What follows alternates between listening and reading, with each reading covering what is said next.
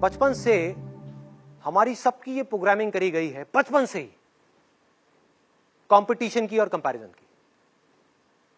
School में competition, घर में कंपटीशन, भाई बहन का आपस में कंपटीशन। वो बहुत अच्छा है पढ़ाई में, तू बिल्कुल बेकार है। वो कितना अच्छा खेलता है, तू क्यों नहीं खेल पाता। वो कितना अच्छा दिखता है, तू इतनी अच्छी क्यों नहीं दिखती। Competition and comparisons. इससे हुआ क्या, हमारे माइंड की प्रोग्रामिंग हो गई। हम चाह करके भी इस दुनिया को बिना किसी कंपटीशन के, बिना अपने आप को किसी और से कंपेयर किए देख ही नहीं सकते। या तो हम किसी को अपने से कंपेयर करेंगे, उसको अपने से ऊपर बिठा देंगे, या उसको अपने से नीचे गिरा देंगे। इस प्रोग्रामिंग को अगर तोड़ना है तो एक सवाल को बीच में लगाना ही होगा। उसके बिना ये प्रोग्रामिंग नहीं टूट सकती। आप ऑटो पायलट पे चलते ही चले जाओगे, फंसते ही चले जाओगे, आपको समझ ही नहीं आएगा कि मेरी प्रॉब्लम्स की जड़ क्या है। आपके पास में एक छोटी गाड़ी है, आपने देखा कि आपका जो पड़ोसी है उसके पास में भी छोटी गाड़ी थी, अब वो एक बड़ी गाड़ी ले आया। आपके पास में सेंट्रो है, वो होंडा सिटी ले आया। आपका बहुत खास दोस्त है, वो भी इंजीनियर है, आप भी इंजीनियर हो, दोनों एक तरह का काम करते हैं। अब जब भी आप उसकी गाड़ी को देखोगे तो क्या होगा, कंपैरिजन आएगा कि उसके पास में ये है, मेरे पास में ये नहीं है। तो आपके अंदर एक डिजायर उठेगा उस लेवल पे, बल्कि डिजायर नहीं, सबसे पहले एक विश उठेगी कि काश मेरे पास भी एक ऐसी बड़ी गाड़ी हो। अब ये विश धीरे धीरे जैसे जैसे आप उसकी गाड़ी को देखते चले जाओगे, उसके बारे में सोचते चले जाओगे, ये डिजायर बन जाएगी। अब देखो ये डिजायर किस तरीके से फंसाएगा आपको, कि आपने उसके वो गाड़ी देखी और आपके अंदर डिजायर उठा कि मुझे ये गाड़ी चाहिए, बड़ी गाड़ी चाहिए, और आपका दिमाग चलना शुरू हो गया, माइंड में इमेजिनेशंस आनी शुरू हो गई कि मुझे ये चाहिए चाहिए चाहिए चाहिए चाहिए।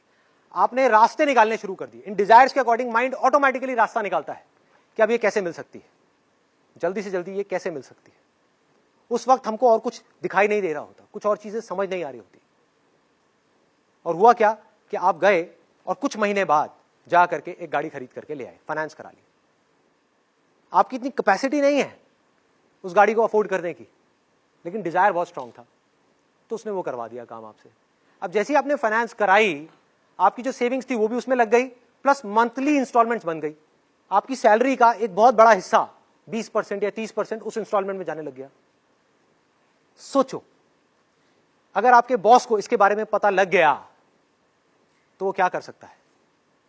उसको यह समझ आ जाए कि आपके अंदर इस गाड़ी को खोने का डर है, कि अगर किसी वजह से मेरी ये गाड़ी मेरे हाथ से चली गई तो मैं क्या करूंगा, इस सोसाइटी में जाकर के कैसी अपनी शक्ल दिखाऊंगा लोगों को। छोटी गाड़ी में आ गया वापस से बड़ी गाड़ी से, तो उस गाड़ी से आपको इतनी अटैचमेंट हो गई, उस पर किसी ने स्क्रैच मारा तो लड़ाई झगड़ा, कुछ भी हुआ तो प्रॉब्लम। हम चिपकते ही चले जा रहे हैं उस गाड़ी से, और उस चिपकने की वजह से क्या हुआ, उस डिजायर की वजह से क्या हुआ, अब आप पूरे के पूरे ट्रैप में फंसते चले जाओगे। ये मैंने एक गाड़ी का एग्जांपल लिया है, ऐसे और बहुत सारे एग्जांपल्स हैं। और हुआ क्या कि जैसे उस बॉस को ये समझ आया कि अब आप इस नौकरी को छोड़ना अफोर्ड नहीं कर सकते, अगर आपने छोड़ी तो आपकी इंस्टॉलमेंट्स इतनी ज्यादा है इस गाड़ी की, क्या प्रॉब्लम में आ जाओगे। तो अब वो बॉस क्या बोलेगा आपको कि आपको डेली 2 से 3 घंटा ओवर टाइम करना है। क्या आप मना कर पाओगे? यस और नो? नहीं कर सकते। आप फंस गए हो और आप इस चीज को समझ ही नहीं पाओगे आप फंसे किसकी वजह से हो। आपके अंदर एक डर पनपेगा कि अगर मैंने जॉब छोड़ दी और 3-4 महीने तक मुझे कहीं और जॉब नहीं मिली तो मेरा क्या होगा, ईएमआई कहां से दूंगा, मेरे घर के खर्चे कहां से निकलेंगे, ये कैसे होगा, वो कैसे होगा। फंसते चले गए। आपके अपने डिजायर ने बॉस के थ्रू आपको फंसा दिया।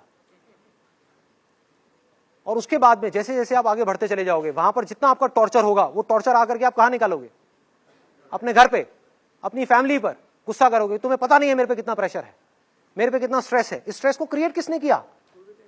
जहां आपके डिजायर्स की वजह से आपने अपनी चादर से ज्यादा पैर फैलाए, प्रॉब्लम शुरू। अब सोचो इसमें करना क्या है, इस सिचुएशन से कैसे निकल सकते हैं। कि जिस वक्त हमारे अंदर ये डिजायर उठे कि मुझे भी ये बड़ी गाड़ी चाहिए या कुछ भी चाहिए, तो अपने आप से रुक करके पूछना है, क्या सच में मुझे चाहिए, या सिर्फ कंपैरिजन की वजह से, कंपटीशन की वजह से मैं अननेसेसरी अपने ऊपर एक प्रेशर क्रिएट कर रहा हूं। Do I really need it?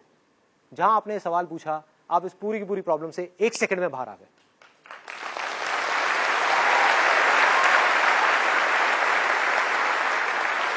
आपकी इंटेलिजेंस बीच में आ गई, वो आपको बचा सकती है। डिजायर को उठने से पहले ही आपने खत्म कर दिया। आपने कहा मुझे गाड़ी नहीं चाहिए, मुझे आजादी चाहिए, आई नीड फ्रीडम। कि अगर मुझे उस जॉब में मजा नहीं आ रहा और मुझे लात मारनी पड़े उस जॉब को, तो मैं 1 सेकंड भी ना लगाऊं, लात मार दूं। मुझे एक स्ट्रेस फ्री लाइफ चाहिए, मुझे एक टेंशन फ्री लाइफ चाहिए, इन सब में कोई ट्रैप नहीं है। जहां हम चीजों से जाकर के जुड़ गए वहां पे ट्रैप ही ट्रैप है, सारी की सारी प्रॉब्लम्स है। करना क्या है उस सिचुएशन में? उस गाड़ी को छोड़ना है। क्या प्रॉब्लम है? गलती कर दी, गाड़ी ले ली बड़ी, बेच दो, छोटी गाड़ी ले लो, सारी प्रॉब्लम सॉल्व। लेकिन हमारा दिमाग कभी इस डायरेक्शन में जाएगा ही नहीं। सारा का सारा जो खेल है वो मन का है। मन है प्रॉब्लम। लोग कर क्या रहे हैं? अपने मन की सुन रहे हैं, मन से प्यार कर रहे हैं, भगवान से डर रहे हैं। करना क्या है? इसका उल्टा, भगवान से प्यार करना है और मन से डरना है।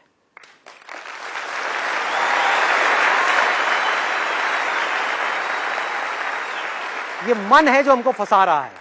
ध्यान से पकड़ो। बीमार हो गए, ये मत सोचो कि बीमार हो गए और जाकर के भगवान के सामने बैठना है।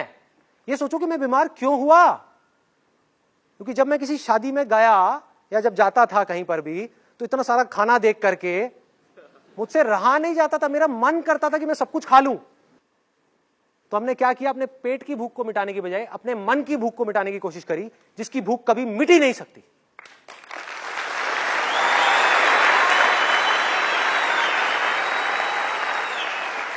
खाते रहे खाते रहे खाते रहे, जा करके हॉस्पिटल में पहुंच गए। अब भगवान को बोल रहे हैं, भगवान तूने ये क्या कर दिया? अरे वो भी हंसता होगा, वो कहता होगा भाई कर क्या रहा है तू, देख तो सही तेरा मन तुझसे क्या करवा रहा है। इस मन को वश में करना है। मन क्या है? डिजायर्स और अटैचमेंट्स, दैट्स इट। आप खुद एक चीज से या एक सिचुएशन से या एक इंसान से अटैच हो जाते हो। जहां आप उसके साथ में चिपक गए तो क्या होगा? उसका सुख दुख आपका सुख दुख बन गया। वो मिला तो खुश, नहीं मिला तो परेशान। किसने कहा है चिपकने के लिए? फॉर एग्जाम्पल, अगर आपको उठा करके आपकी गाड़ी की वजह से आपके बॉस ने एक पिंजरे में डाल दिया, पिंजरा ही हो गया ना। कि ना आप उस जॉब में मजा आ रहा है आपको, ना उसको छोड़ सकते हो ना कर सकते हो। बेमन के किसी काम को करोगे तो क्या तरक्की करोगे उस पर? कहां आगे बढ़ोगे? काम का असर किस पे आएगा? रिलेशनशिप्स पे आएगा। सब कुछ जुड़ा हुआ है और हम फंसते ही चले जाएंगे। हमें बनने के डिजायर्स पैदा करने हैं कि मुझे कुछ बनना है। जो भी मैं आज हूं उससे बेटर बनना है। मैं एक पेंटर हूं तो मुझे एक बेटर पेंटर बनना है। मुझे और चाहिए, ये खतरनाक डिजायर है।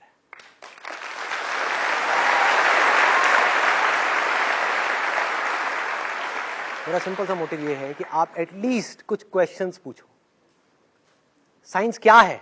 It's all about questioning. अगर एक सवाल नहीं होता तो आज साइंस नहीं होती।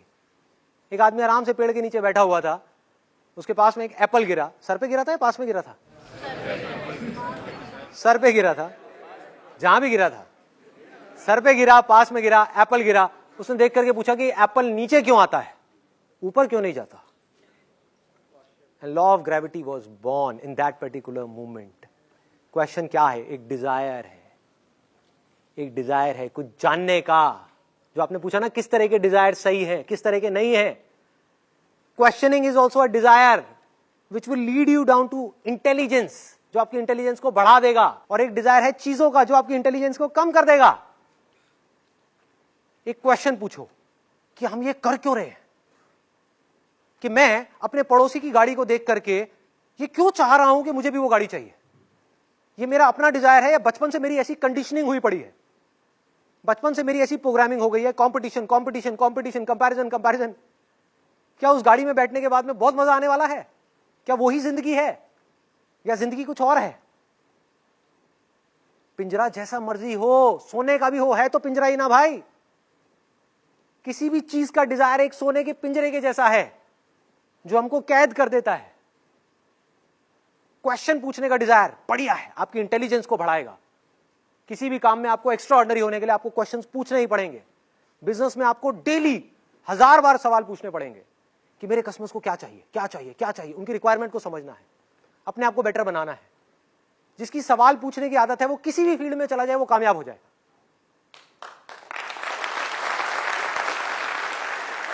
उसको कोई रोक नहीं सकता।